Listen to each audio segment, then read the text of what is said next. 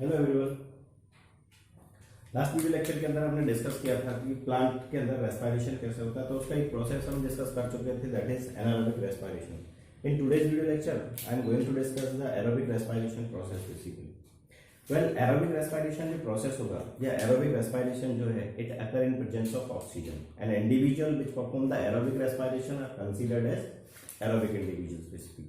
तो aerobic respiration के अंदर ग्लूकोज का कंप्लीट ऑक्सीडेशन होगा और वहाँ 36 और 38 एटीपी का फॉर्मेशन होगा, in the sense large amount of ATP generation होगा बेसिकली, जो कि 686 किलो कैलोरी एनर्जी प्रोड्यूस करेगा। दूसरा बात कि यहाँ जो एंड प्रोडक्ट होंगे रिएक्शन के, पूरा एरोबिक रेस्पिरेशन का जो एंड प्रोडक्ट्स होंगे, they are CO2, they are water molecules, they are ATP molecules basically. ठीक है, यहाँ जो एरोबिक रेस्पिरेशन है, मोस्ट ऑफ द प्लांट्स और एनिमल्स जो होंगे दे perform the aerobic respiration. Lower organism के केस में जैसे बैक्टीरिया हो गया, फंगसेस हो गया, ठीक है, उनके केस में हम डिस्कस करते थे कि एनारोबिक रेस्पिरेशन प्रोसेस बेसिकली। तो यहाँ मैंने वही लिखा है, ठीक है, it occur in presence of oxygen, it complete oxidation of glucose molecule produces 36 और 38 एटीपी मॉलिक्यूल्स, ठीक है, एंड प्रोडक्ट जो होंगे CO2 वाटर मॉलिक्यूल और एटीपी प्रोड्यूस होंगे बेसिकली। साइट जो होगा उसका that is the cytoplasm and mitochondria. Aerobic respiration जो कंप्लीट होगा, it completed in cytoplasm. Cytoplasm के अंदर तो ग्लाइकोलाइसिस प्रोसेस रन करेगा एंड माइटोकॉन्ड्रिया के अंदर क्रेब्स साइकिल प्रोसेस रन करेगा, ठीक है, as well as link reaction जो भी होगी पेरी माइटोकॉन्ड्रियल स्पेस के अंदर होगा बेसिकली। दूसरा थिंग्स की it occur in most of the plants and animal. उन दोनों के केस में, प्लांट्स और एनिमल के केस में हम यहाँ पे पूरा ये एरोबिक रेस्पिरेशन रन होगा बेसिकली। अब इसका मैकेनिज्म अगर डिस्कस करें, मैकेनिज्म ऑफ एरोबिक रेस्पिरेशन, तो मैकेनिज्म क्या होगा कि पहले ग्लाइकोलाइसिस के बाद फिर लिंक रिएक्शन होगा, लिंक रिएक्शन के बाद माइटोकॉन्ड्रिया के अंदर जाके नहीं क्रेब्स साइकिल का जनरेशन होगा, क्रेब्स साइकिल रन करेगा। तो क्रेब्स साइकिल तक आते आते यहाँ होगा complete oxidation of glucose molecule, ठीक है। तो ग्लाइकोलाइसिस से लेके भी और क्रेब्स साइकिल तक, ठीक है, क्रेब्स साइकिल के बाद वहाँ इलेक्ट्रॉन ट्रांसपोर्ट चेन भी हम डिस्कस करेगा। तो इन प्रोसेस में ग्लूकोज मॉलिक्यूल जो होगा ना कंप्लीटली ऑक्सीडाइज हो जाएगा बेसिकली, और कंप्लीटली ऑक्सीडेशन के बेसिस पे इट विल प्रोड्यूसेस 36 और 38 एटीपी मॉलिक्यूल्स बेसिकली, ठीक है। तो let's start the process of aerobic respiration. Aerobic respiration का जो प्रोसेस है, अभी आपको बताया कि ये 3 स्टेप्स के अंदर होगा process of aerobic respiration. Process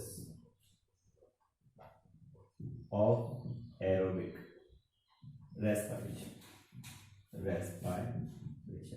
अच्छे से समझना, क्योंकि मैं एक जनरल डायग्राम बनाने जा रहा हूँ जिससे कि आपको पूरा प्रोसेस आराम से समझ में आ जाएगा, ठीक है। तो चाहे प्लांट सेल है या फिर वो एनिमल सेल है, whenever the glucose molecule enter into the cell, this is the cell, ठीक है। तो सेल के अंदर जैसे ही ग्लूकोज मॉलिक्यूल एंटर करेगा, ग्लूकोज, ठीक है, तो this glucose first oxidise, incomplete oxidation जो हो रहा है उसका, ठीक है, वो साइटोप्लाज्म के अंदर होगा। The process is glycolysis.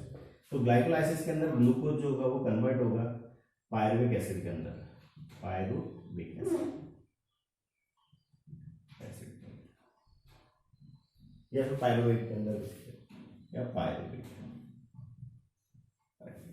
ठीक है। The phenomena is glycolysis. उस प्रोसेस को हम बोलेंगे क्या, ग्लाइकोलाइसिस बेसिकली। ध्यान रहे कि ग्लाइकोलाइसिस जो हो रहा है ना, उसका साइट क्या है, cytoplasm. This pyruvic acid will further enter into the mitochondria. ये माइटोकॉन्ड्रिया है, ठीक है। अब माइटोकॉन्ड्रिया का 2 मेम्ब्रेन है, एक तो आउटर मेम्ब्रेन और एक inner membrane basically. This is mitochondria,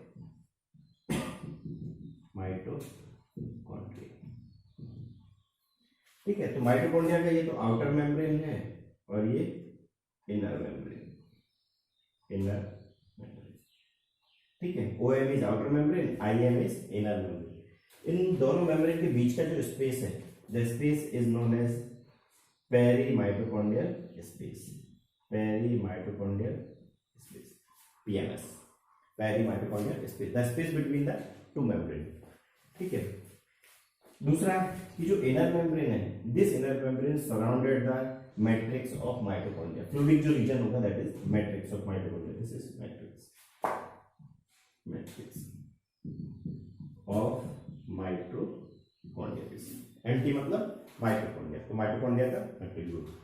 तो the pyruvic acid which produces in cytoplasm will enter into the mitochondria, वो आउटर मेम्ब्रेन क्रॉस करके नहीं ये माइटोकॉन्ड्रिया के अंदर एंटर करेगा। तो माइटोकॉन्ड्रिया के अंदर एंटर करके जो पीएमएस है, पेरी माइटोकॉन्ड्रियल स्पेस जो है, यहाँ पायरुविक एसिड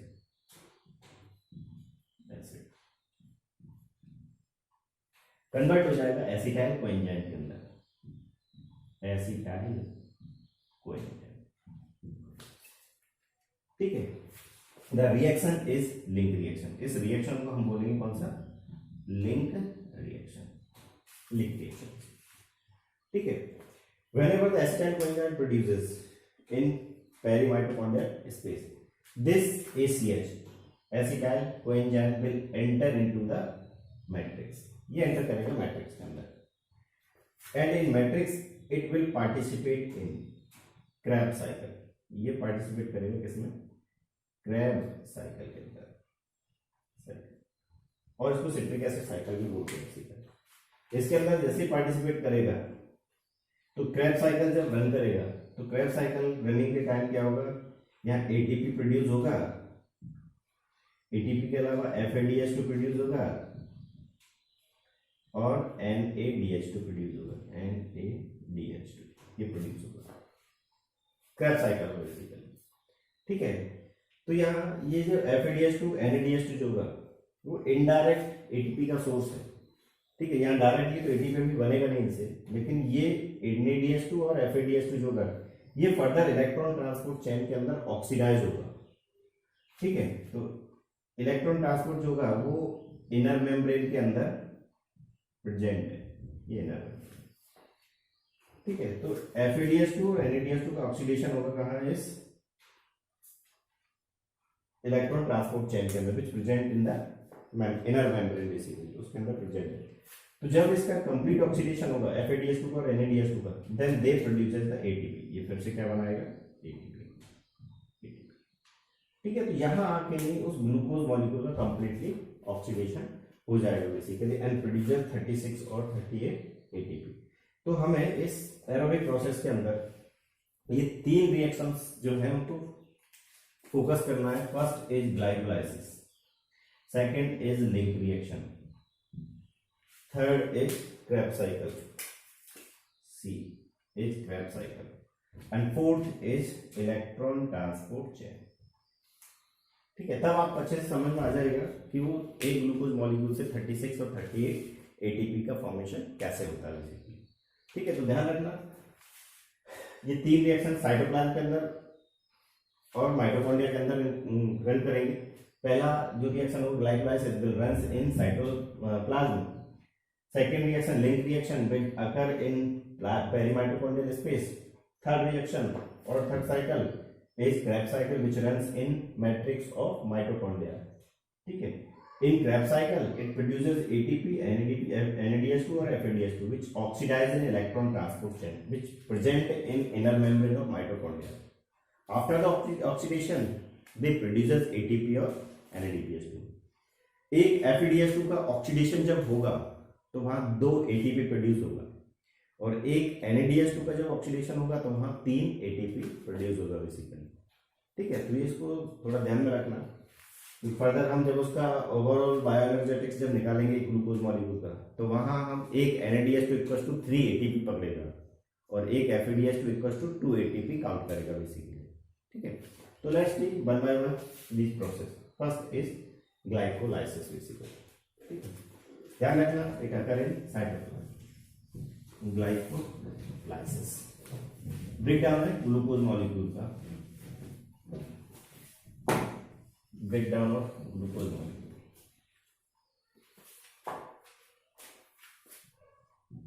glycolysis, ठीक है। सबसे पहले एम्बेडन मेयरहोफ and partners and partners discovered this. इसको सबसे पहले डिस्कवर किया था Embden, Meyerhof and Parnas. Embden, Meyerhof and Parnas उन्होंने डिस्कवर किया था। So the process is also known as EMP cycle. ठीक है, सो इट या glycolysis, so glycolysis also known as EMP pathway। इसको हम और क्या बोलते हैं? EMP pathway।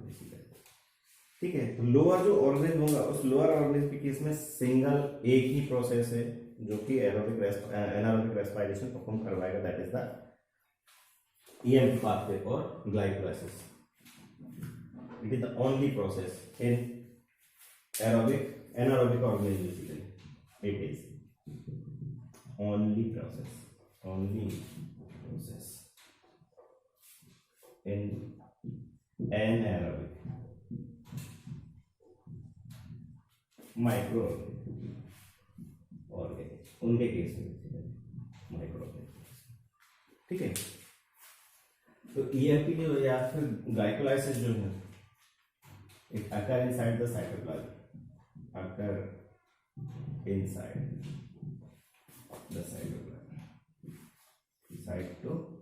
कहाँ पर होगा? साइटोप्लाज्म। ठीक है, दूसरा बात कि जो यहाँ पे मेन सोर्स जो होगा, the main source is glucose. Plant के केस में क्या होगा? सुक्रोज होता है और सुक्रोज फर्दर ऑक्सीडाइज होकर नहीं वो ग्लूकोज प्लस फ्रक्टोज बनाता है। तो प्लांट के केस में ग्लूकोज का जो डेरिवेटिव, ग्लूकोज का जो प्रोड्यूस करने वाला जो थिंग्स होगा दैट इज सुक्रोज बेसिकली। वहाँ डायरेक्टली ग्लूकोज नहीं आता क्योंकि प्लांट में फोटोसिंथेसिस के बाद सुक्रोज बन रहा है ना। तो सुक्रोज जो होगा वो डाइमर की फॉर्म में प्रेजेंट होगा। तो डाइमर जो होगा वो फर्दर ब्रेक होगा ग्लूकोज प्लस फ्रक्टोज के अंदर। तो glucose will enter into the cell and produce and generate the aerobic respiration basically। ठीक है, तो occur inside the cytoplasm। glycolysis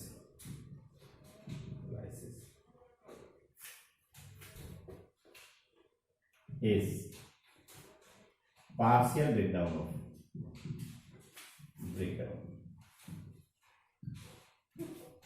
partial breakdown of glucose partial breakdown of glucose molecule which give rise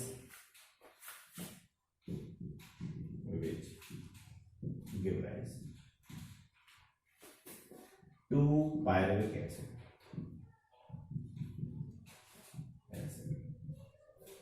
और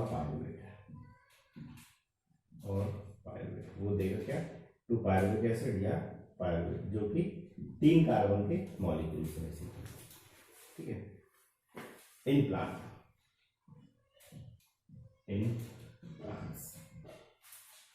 sucrose is the only source of glucose. Sucrose is the only source of glucose. बताया नहीं, plant के case में glucose देने वाला जो source है, the only source of glucose is sucrose.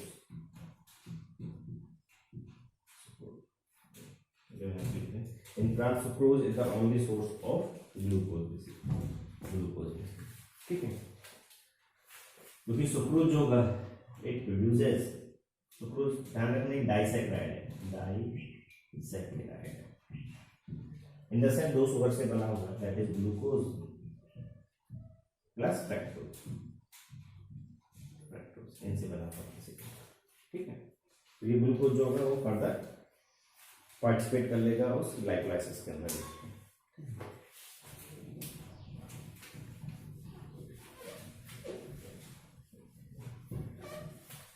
दूसरा थिंग कि जो ग्लाइकोलाइसिस है इस ग्लाइकोलाइसिस का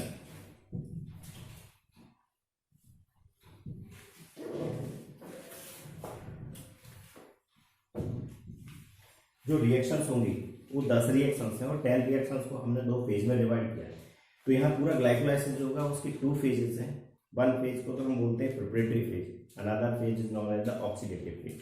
ध्यान रखना कि ग्लाइकोलाइसिस के अंदर पार्शियल ब्रेक डाउन होगा ग्लूकोज मॉलिक्यूल का, कंप्लीटली ऑक्सीडाइज नहीं होगा, ठीक है। It divided in 2 phases. First is preparatory phase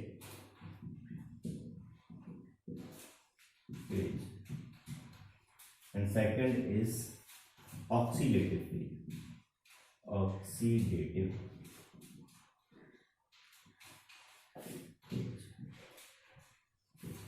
ठीक है। प्रिपरेटरी जो फेज होगा उस प्रिपरेटरी फेज के अंदर तो क्या होगा कि ग्लूकोज मॉलिक्यूल का एटीपी कंजप्शन के बाद ब्रेक डाउन हो रहा है, ठीक है, डीएचएपी के अंदर और ग्लिसरॉल या ट्राइफॉस्फेट के अंदर। जबकि जो ऑक्सीडेटिव फेज होंगी उस ऑक्सीडेटिव फेज के अंदर एटीपी का जनरेशन होगा। ध्यान रखना यहाँ ग्लाइकोलाइसिस के अंदर टोटल 4 एटीपी बनता है, उसमें से 2 एटीपी मॉलिक्यूल जो होगा कंज्यूम हो जाता है, ठीक है। तो इसका नेट गेन जो आता है एटीपी का that is 2 ATP molecules basically, ठीक है। तो यहाँ 2 फेजेज होंगी, एक तो प्रिपरेटरी फेज जो कि एटीपी कंज्यूमिंग फेजेस है, ठीक है, जहां पे कि एटीपी का कंजप्शन होता है, एटीपी कंज्यूमिंग फेज। जबकि ऑक्सीडेटिव फेज जो है वो एटीपी गेनिंग फेज है, गेनिंग फेज, ठीक है। तो 1 बाय 1 रिएक्शंस को हम डिस्कस करते हैं। ग्लाइकोलाइसिस की जो 2 फेजेज हैं, प्रिपरेटरी फेज और ऑक्सीडेटिव फेज।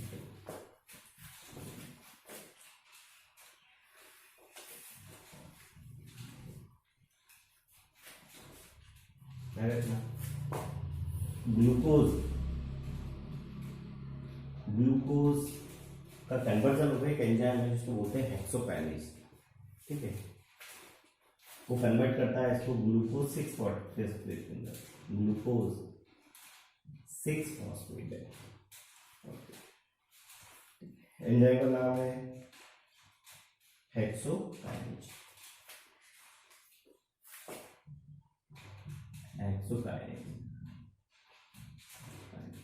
तो हेक्सोकाइनेज जो होगा वो एक एटीपी को यूज करेगा, एटीपी, और एक एटीपी में से एक फास्फोरस को ग्लूकोज को दे देगा, resultant glucose converted into glucose 6 phosphate, और ATP is converted into ADP, वो कन्वर्ट हो जाएगा इसमें एडीपी के अंदर,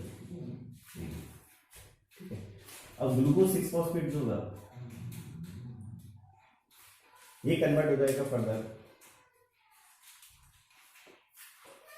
फ्रक्टोज 6 फॉस्फेट के अंदर। एक एंजाइम होगा जिसको आइसोमरेज बोलते हैं जो रिवर्सिबल रिएक्शंस परफॉर्म करता है, ठीक है। तो यहाँ फॉस्फो हेक्सो आइसोमरेज जो एंजाइम होगा, फॉस्फो हेक्सो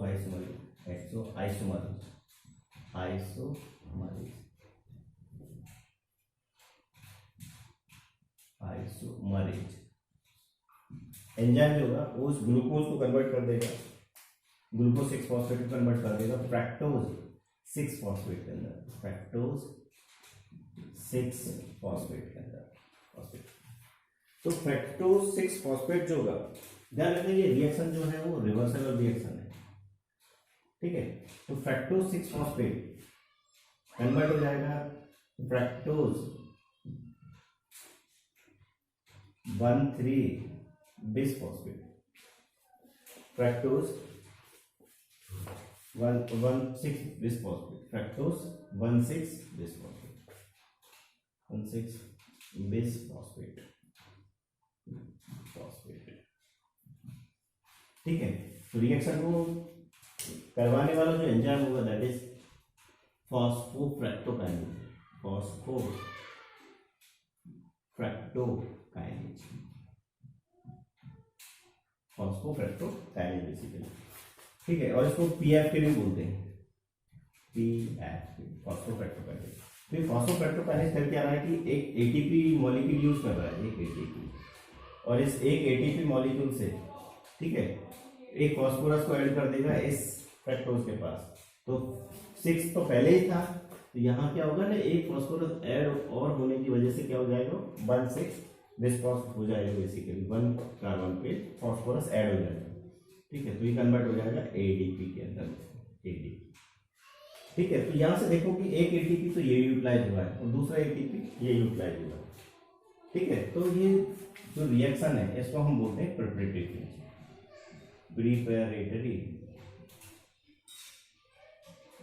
फेज, ठीक है।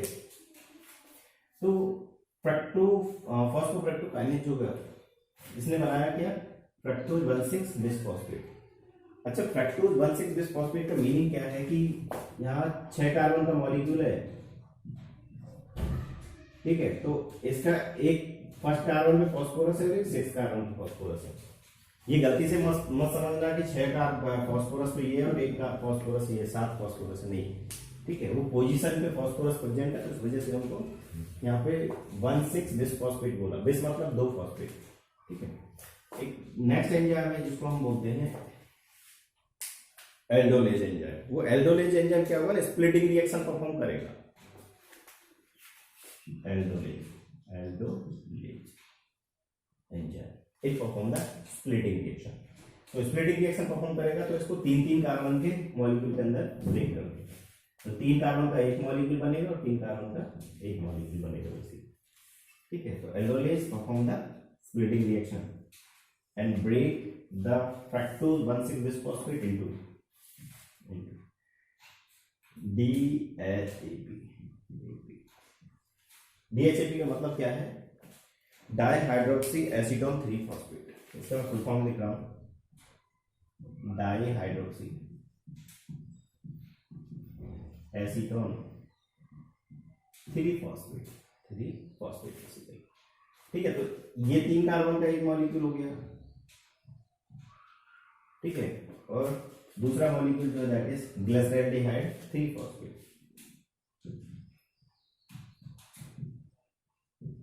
Glyceraldehyde 3 phosphate. ठीक है, तो ग्लिसरॉल्डिहाइड 3 फॉस्फेट भी 3 कार्बन का एक मॉलिक्यूल है, 3 कार्बन, क्योंकि ये सब 6 कार्बन के मॉलिक्यूल थे, glucose 6 phosphate, fructose 6 phosphate, fructose 1,6 bisphosphate, ये सब 6 कार्बन के मॉलिक्यूल थे। तो स्प्लिटिंग रिएक्शन में क्या हुआ, वो दो मॉलिक्यूल कन्वर्ट हो गया 3-3 कार्बन के अंदर बेसिकली। ठीक है, जिसमें से एक मॉलिक्यूल तो क्या बना, डीएचएपी, और दूसरा मॉलिक्यूल ग्लिसरॉल्डिहाइड 3 फॉस्फेट। अच्छा, डीएचएपी और ग्लिसरॉल्डिहाइड 3 फॉस्फेट ये एक दूसरे के अंदर कन्वर्ट हो सकते हैं।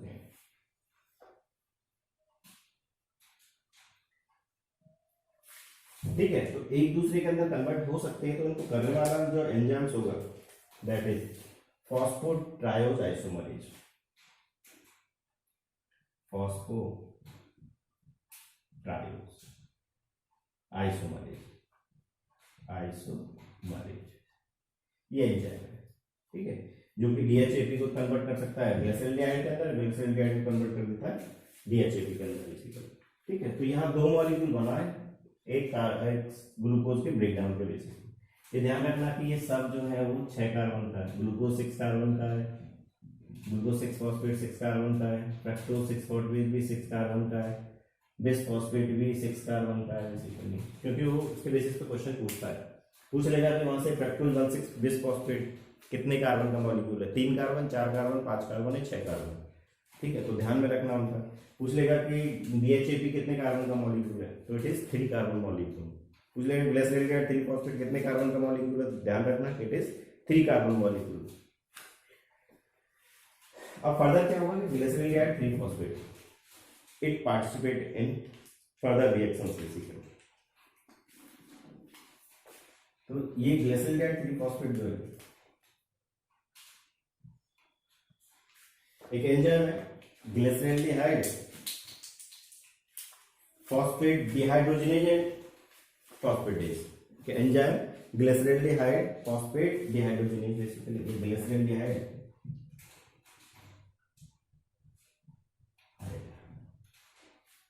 ग्लिसरॉल्डिहाइड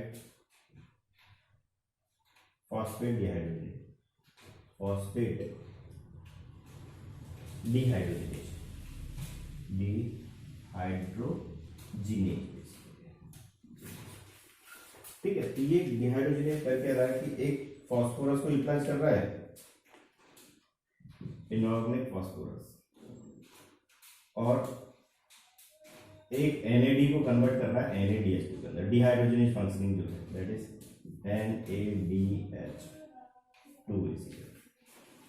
ठीक है, resultant glyceraldehyde 3-phosphate is converted into 1,3-bis-phosphoglycerate के अंदर, ये कन्वर्ट हो जाएगा किसमें 1,3-bis-phosphoglycerate के अंदर, 1,3-bis-phosphoglycerate कन्वर्ट हो जाएगा किसमें 1,3-bis-phosphoglycerate के अंदर बेसिकली।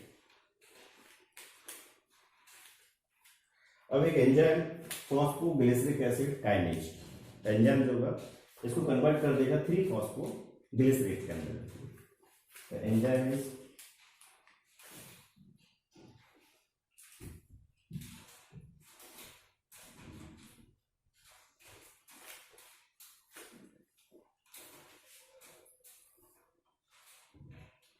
ग्लिसरिक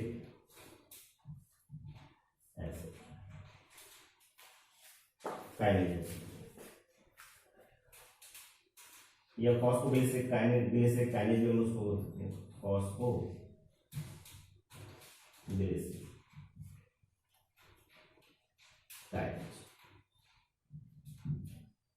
काइनेज का मतलब एटीपी के साथ उसका लेना देना बेसिकली, फॉस्फोग्लिसरिक काइनेज। तो ये क्या होगा, यहां से एक फास्फोरस को एक एडीपी के ऊपर जोड़ने का काम करेगा ये एडीपी। तो एडीपी के ऊपर एक फास्फोरस जोड़ देगा तो ये कन्वर्ट हो जाएगा इसमें एक एटीपी के अंदर। ठीक है, 1 एटीपी मॉडल रिजल्टेंट। अब यहाँ से ये वन कार्बन में जो फास्फोरस था वो तो इस एडीपी पे आ गया, तो रिजल्टेंट ये कन्वर्ट हो गया इसमें 3-फॉस्फोग्लिसरेट के अंदर। तो जो 1,3-bis-phosphoglycerate था दैट कन्वर्टेड इनटू 3-फॉस्फोग्लिसरेट। ठीक है, ध्यान रखना रिएक्शन जो करवाई दैट इज पीजीके और फॉस्फोग्लिसरेट काइनेज एंजाइम। अब दूसरा एक म्यूटेज एंजाइम है, फॉस्फोग्लिसरेट म्यूटेज एंजाइम जो होगा वो यहाँ इसको कन्वर्ट कर देगा। ठीक है, म्यूटेट कर देगा बेसिकली, या कन्वर्ट कर देगा 2-फॉस्फोग्लिसरेट के अंदर। एंजाइम दैट इज फॉस्फोग्लिसरेट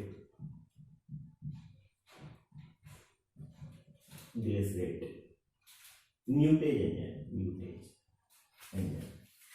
ठीक है, म्यूटेज एंजाइम कन्वर्ट कर देगा इसको 2-फॉस्फोग्लिसरेट, 2-फॉस्फोग्लिसरेट इसके अंदर कन्वर्ट कर देगा।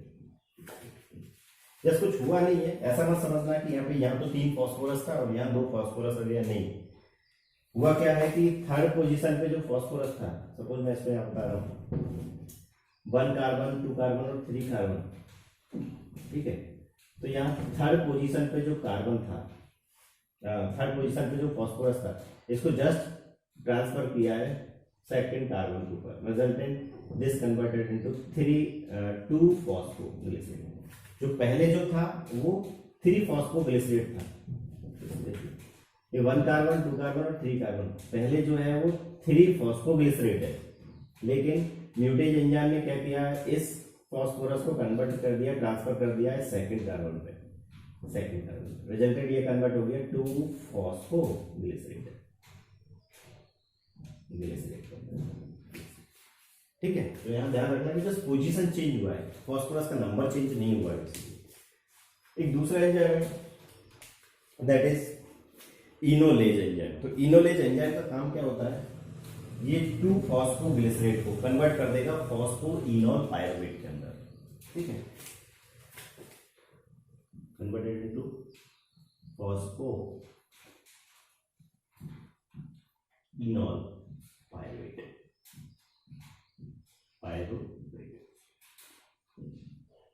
Phosphoenol pyruvate, enzyme is enolase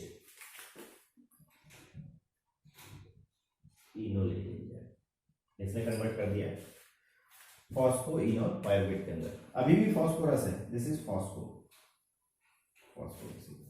ठीक है, तो इसको पैप भी बोलते हैं, पीईपी भी बोलते हैं, इसको पीईपी पैप भी बोलते हैं, ठीक है। तो इनोलेज एंजाइम ने, ठीक है, वो 2-फॉस्फोग्लिसरेट को कन्वर्ट किया किसमें, फॉस्फोइनोल पायरुवेट के अंदर बेसिकली, ठीक है। नेक्स्ट एक एंजाइम है पायरुवेट काइनेज,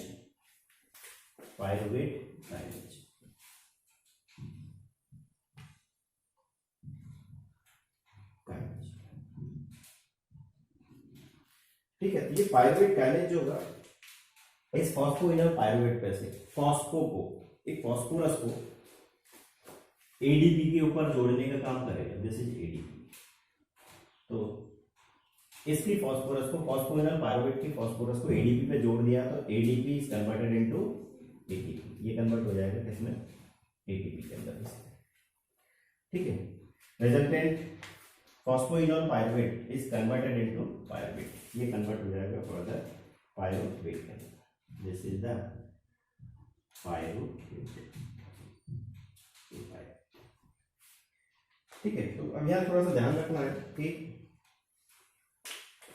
एक ग्लिसरॉल्डिहाइड 3-फॉस्फेट से, एक ग्लिसरॉल्डिहाइड 3-फॉस्फेट से मुझे एक पायरुवेट मिला है और एक पायरुविक एसिड मिला है बेसिकली, और पायरुविक एसिड, ठीक है। तो यहाँ दो 3 कार्बन के मॉलिक्यूल थे, एक BHAP और एक ग्लिसरॉल्डिहाइड 3-फॉस्फेट। तो यहाँ इससे भी एक पायरुवेट मिलेगा, तो एक ग्लूकोज मॉलिक्यूल से मुझे 2 पायरुवेट का फॉर्मेशन मिलता है, ठीक है। दूसरा थिंग कि यहाँ मुझे 2 ATP मिल रहा है एक ग्लिसरॉल्डिहाइड 3-फॉस्फेट से, एक ATP तो यहाँ मिल रहा है और एक ATP ये मिल रहा है, ठीक है। तो ये ATP गेनिंग रिएक्शन है, that's why this is oxidative phase, इनको हम बोल रहे हैं क्या, oxidative,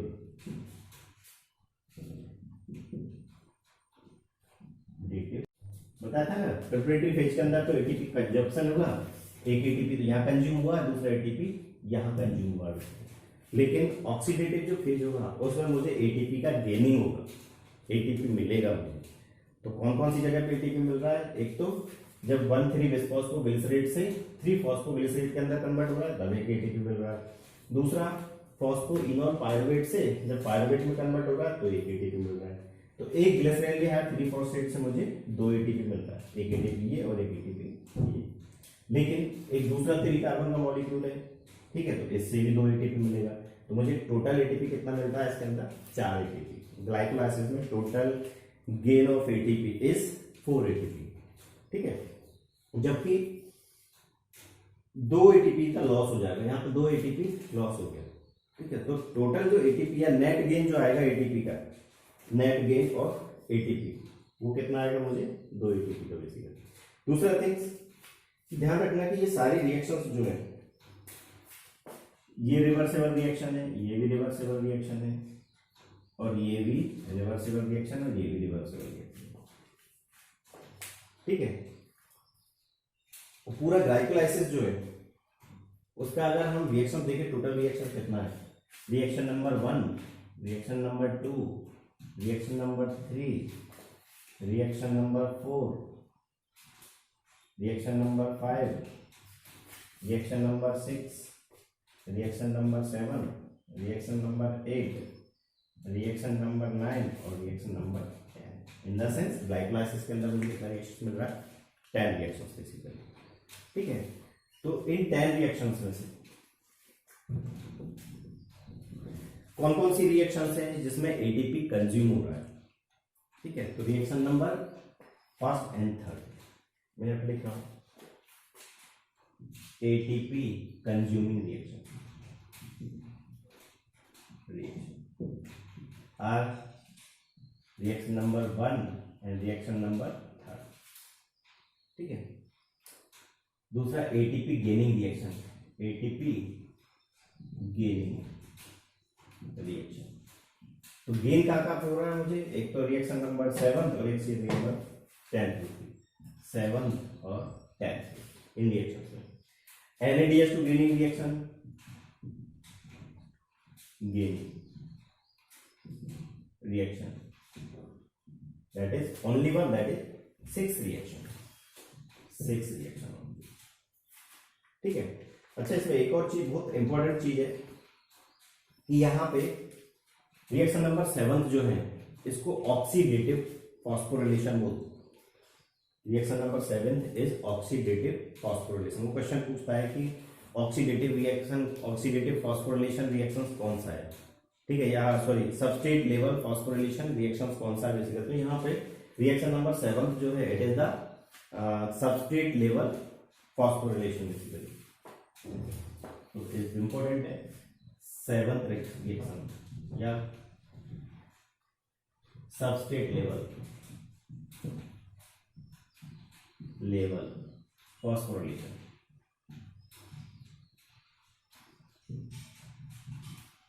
reaction is 7th reaction, ठीक है, जहां एक एटीपी का फॉर्मेशन मुझे मिल रहा है। तो इसका ओवरऑल अगर गेन देखें, टोटल एटीपी कितना मिल रहा है, 4 टोटल एटीपी कितना, 4, जिसमें से एक तो एक एटीपी और एक 2 एटीपी। ये तो इस ग्लिसरॉल गया 3 फॉस्फेट से था, लेकिन इससे भी 2 मिलेगा, तो 2 इससे और 2 एटीपी इससे, तो टोटल एटीपी 4। क्योंकि होगा क्या ना, जब ग्लिसरॉल 3 फॉस्फेट जो होगा ये जब कंज्यूम हो जाएगा तो ये DHAP भी इसके अंदर कन्वर्ट हो जाता है, ग्लिसरॉल 3 फॉस्फेट के अंदर कन्वर्ट हो जाता है कि एंजाइम है, आइसोमरेज एंजाइम, ठीक है। जबकि लॉस जो हो रहा है, लॉस ऑफ एटीपी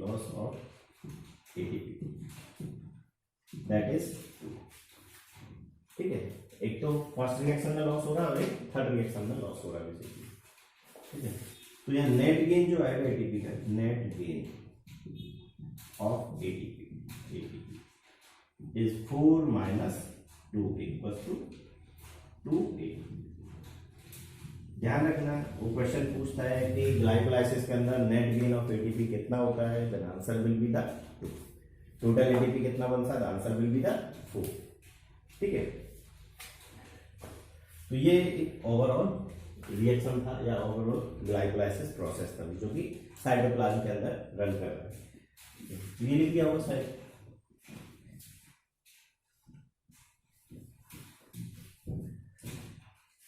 ये पायरुवेट जो है या पायरुविक एसिड जो है, अगर ऑक्सीजन अवेलेबल है, अगर ऑक्सीजन का प्रेजेंस है,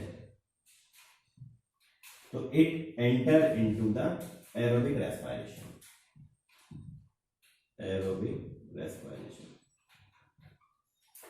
ठीक है।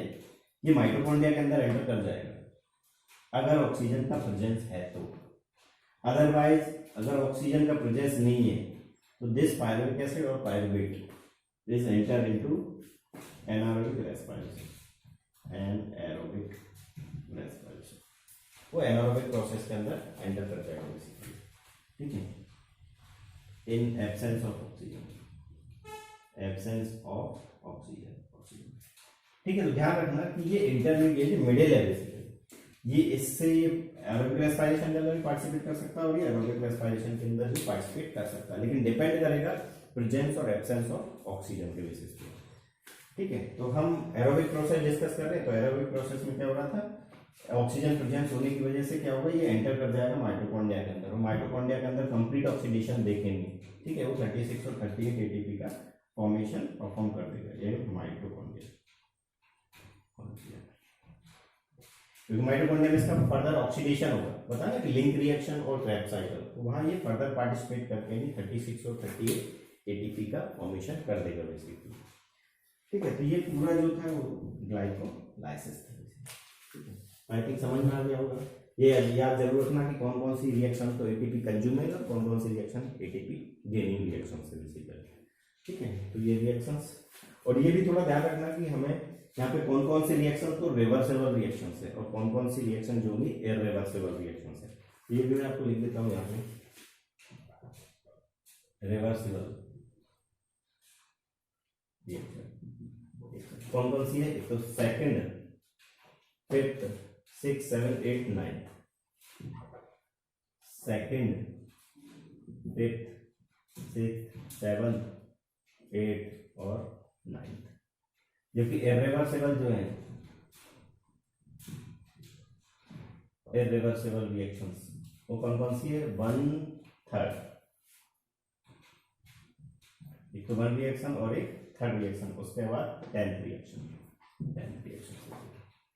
ठीक है, तो ये सारा मोस्टली उनकी रिएक्शंस हैं।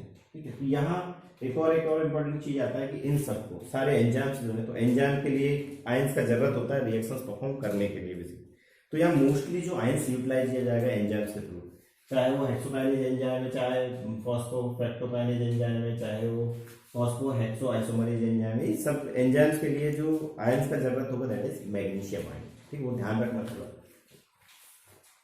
Mostly enzymes magnesium required by mostly enzyme of glycolysis. तो ग्लाइकोलाइसिस के जो मोस्टली एंजाइम्स है ना, वो किसके प्रेजेंस में वर्क करेंगे, मैग्नीशियम आयन। तो क्वेश्चन पूछ लेता है hexokinase is work in the presence of which of the following ions, calcium ion, magnesium ion, manganese ion, ठीक है, या zinc ion. Answer will be the magnesium ion. ठीक है, तो ओवरऑल जो ग्लाइकोलाइसिस को 2 फेजेस के अंदर हमने डिवाइड किया था, एक प्रिपरेटरी फेज और एक oxidative phase. Preparatory phase ATP consuming phase है, जबकि oxidative phase ATP gaining phase है बेसिकली। ठीक है, बाकी graph cycle next video lecture के अंदर डिस्कस करेंगे। Thank you.